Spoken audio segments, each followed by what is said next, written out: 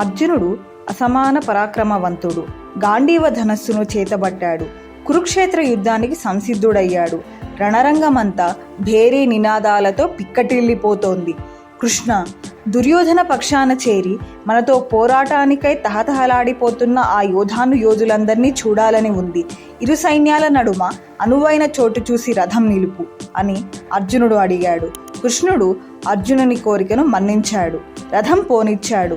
సరైన తావు కనిపెట్టి ఆపి, అర్జున, అదుగో చూడు, భీష్మ ద్రోణులు, వారి అపార సైన్యాలు రణరంగంలో నీ చేత నిహతులయ్యేందుకు సిద్ధంగా ఉన్న వీరాగ్రేసరులందరినీ పరికరించు అన్నాడు.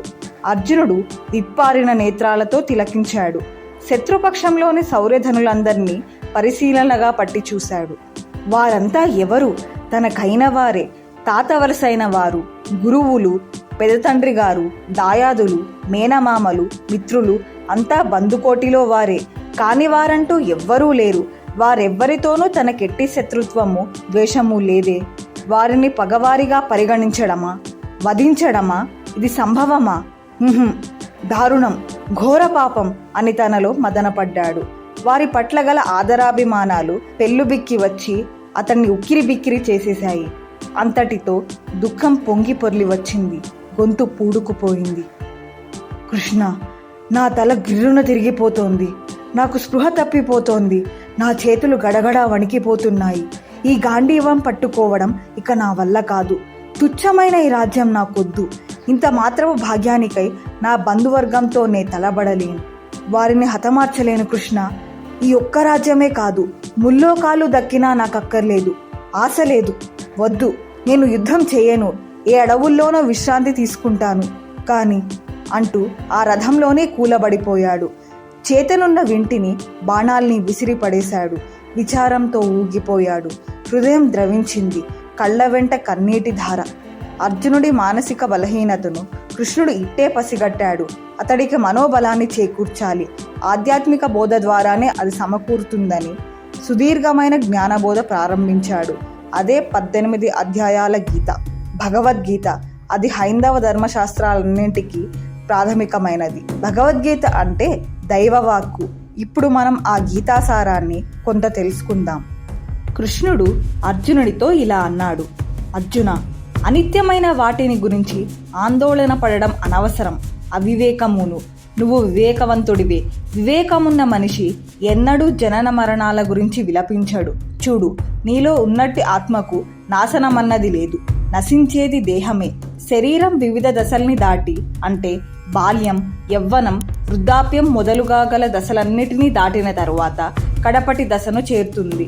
అదే మరణం. మనిషిలో దేహం, ఆత్మ అనే 2 వేర్వేరు పదార్థాలున్నాయి. ఆత్మ అనే దానికి మరణమే లేదు. అది నశించేది కాదు అర్జున. అర్జున, నువ్వు చంపుతున్నాననుకోవడం, నీ శత్రువు తను చంపబడుతున్నాననుకోవడం రెండూ తప్పే. ఇరువురిది పొరపాటే. నువ్వు చంపగలిగింది శరీరాన్నే గాని ఆత్మని కాదు. ఎంతటి ఆయుధాలైనా సరే ఆత్మని వధించలేవు అన్నది పరమసత్యం. గుర్తుంచుకో. పైగా నువ్వు జన్మతః వీరుడవు. పుట్టిన ప్రతి మనిషి సంఘంలో తన కర్తవ్యాన్ని విధిగా నిర్వర్తించాలి. దాన్నే ధర్మం అంటారు. పోరాటం వీరుడి ధర్మం. అవినీతిని అణచడము, ధర్మాన్ని కాపాడటము వీరోచిత లక్షణం. ధర్మరక్షణకై పోరాడి మరణించిన వీరుడు వీరస్వర్గం పొందుతాడు. యుద్ధం గెలిచావనుకో రాజ్యం దక్కుతుంది, లేక మరణిస్తే వీరస్వర్గం లభిస్తుంది. కనుక విజయమో వీరస్వర్గమో తేల్చుకో. యుద్ధానికి సిద్ధపడు. విధిని నిర్వర్తించు. పని చేయడమే నీ వంతు. ఫలితాన్ని ఆశించకు. జయాపజయాల్ని గురించి కలవరపడకు. భగవంతుణ్ణి తెలుసుకునేందుకు 2 మార్గాలున్నాయి. ఒకటి జ్ఞాన మార్గం. అది ధ్యానం ద్వారా సాధ్యం. రెండవది ఫలాపేక్ష లేని కర్మాచరణ చేయడం. ఏ మనిషి క్షణం ఊరకే ఉండలేడు. అధిక సంఖ్యాకులకు కర్మ మార్గం సబబు. కర్మ మనిషిని బంధిస్తుంది లేదా భగవత్ సాక్షాత్కారానికి దోహదం చేస్తుంది. ఫలితం ఆశించని నిస్వార్థ కర్మాచరణ భగవత్ సాక్షాత్కారానికి దారితీస్తుంది. ఫలితాన్ని ఆశించకుండా పనిచేయడం అంటే చేసే ప్రతి పని యొక్క ఫలితాన్ని భగవత్ కైంకర్యంగా భావించి చేయడం. అందుకని నీ మనస్సును భగవంతునిపై లగ్నం చేయి, నీ విధులను నిర్వర్తించు అని బోధిస్తుండగా అర్జునుడు మధ్యలో మాటకు అడ్డు తగిలి కృష్ణుడితో, కృష్ణ, మనిషి అసలు పాపం ఎందుకు చేస్తాడు అని అడిగాడు. కృష్ణుడు, ఎందుకా? కోరిక, కోపం అనే ఈ రెండు మనిషిని పాపం చేసేందుకు పురిగొల్పుతాయి. అవి మనిషికి బద్ధ శత్రువులు సుమా అన్నాడు.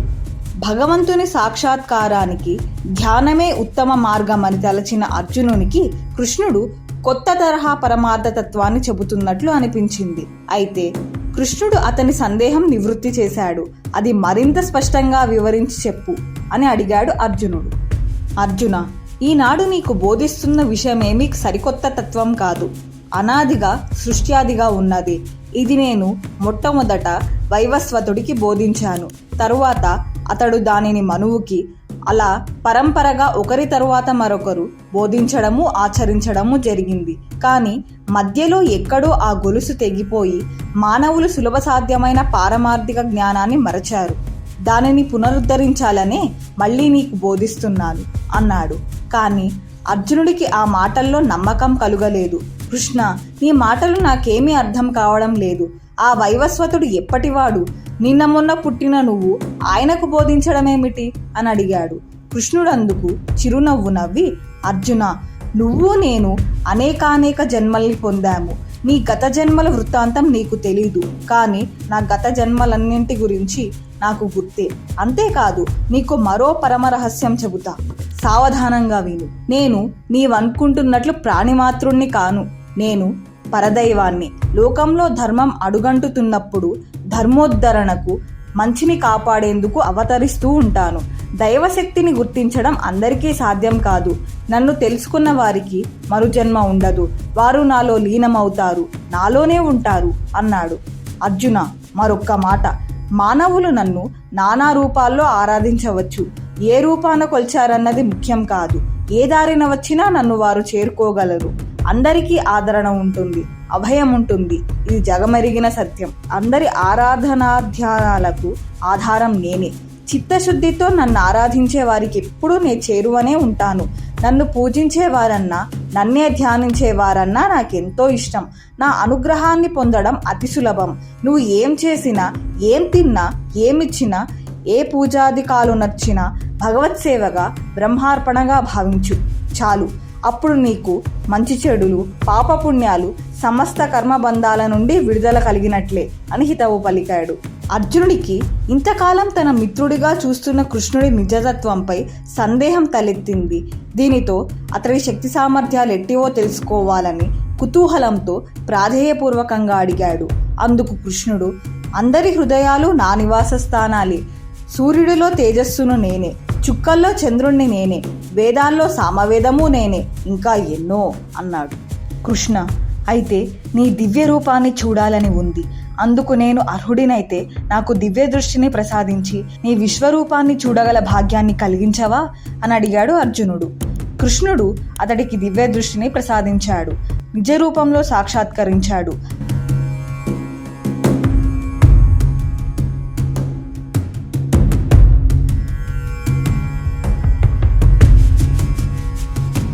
ఆ రూపాన్ని చూసి అర్జునుడు నివ్వెరపోయాడు.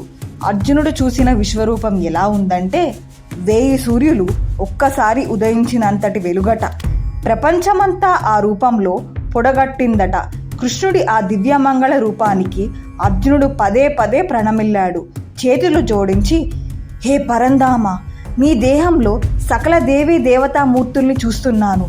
అదుగో బ్రహ్మ, అదుగో ఋషిగణం, నీవో వెలుగుల వెల్లువై కనబడుతున్నావే స్వామి. కౌరవులరుగో తక్కిన యుద్ధవీరులు, భీష్ముడు, ద్రోణుడు, కర్ణుడు మొదలైన వారంతా ఉన్నారు. అదేమిటి అంతా భయంకరంగా ఉన్న నీ నోట ప్రవేశిస్తున్నారే? నీ నోట్లో భగభగా మంటలేమిటి? అయ్యో, వారంతా మంటల్లో పడి మాడిపోయేటట్లున్నారే. ఏమిటి వైపరీత్యం? నాకేం బోధపడడం లేదు. నన్ను అనుగ్రహించవా అని మొరబెట్టుకున్నాడు. అందుకు కృష్ణుడు, నువ్వింకా నన్ను గుర్తించలేదా? కాలాన్ని నేనే, ప్రళయాన్ని నేనే, ఈ వీరులందరినీ నేనే సంహరించడం ప్రారంభించాను. వీరందరూ మరణిస్తారు. ఇకలే, ఈ వీరులు ఇప్పటికే నా చేత నిహతులయ్యారు. ఈ మారణ హోమంలో నువ్వు నా పరికరం మాత్రమే. నువ్వు వారిని సంహరించి కీర్తిని గడించు. అర్జునుడికి గొంతు పెగల్లేదు, మాట తడబడింది. ఓ పరమాత్మ, సర్వేశ్వర, సర్వాంతర్యామి, ప్రభో, జగద్గురు, నీకివే నా సాష్టాంగ వందనాలు స్వామి. నన్ను కరుణించు. ఇంతకాలం నా మిత్రుడిగా భావించాను. ఎన్నో మార్లు వేళాకోళాలు చేశాను. నీ దివ్యత్వాన్ని తెలియని వాడనే మిత్రుడివి కదా అని చనువు తీసుకునేవాణ్ణి. ఎన్నో కొంటె వేషాలు వేశాను. నా అజ్ఞానాన్ని మన్నించు ప్రభు. నేనిక నీ దివ్య రూపం ముందు నిలబడలేను. దయచేసి నీ ఎప్పటి రూపాన్నే పొందవా అంటూ అర్థించాడు. అప్పుడు కృష్ణుడు తన విశ్వరూపాన్ని ఉపసంహరించుకున్నాడు.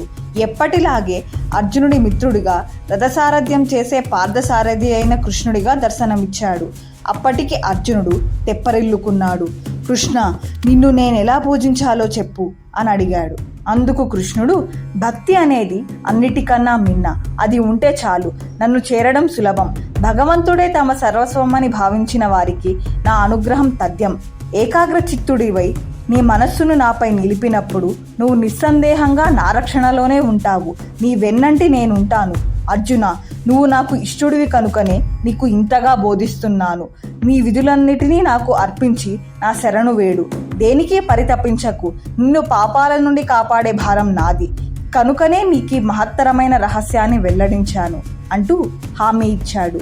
అంతటితో అర్జునుడు ఉబ్బితబ్బిబ్బై, ఇక నా భ్రాంతి తొలగిపోయింది, నీ ఆజ్ఞానుసారం పోరాడుతాను అంటూ గాంధీవాన్ని చేతబట్టి యుద్ధ సన్నద్ధుడై నిలిచాడు.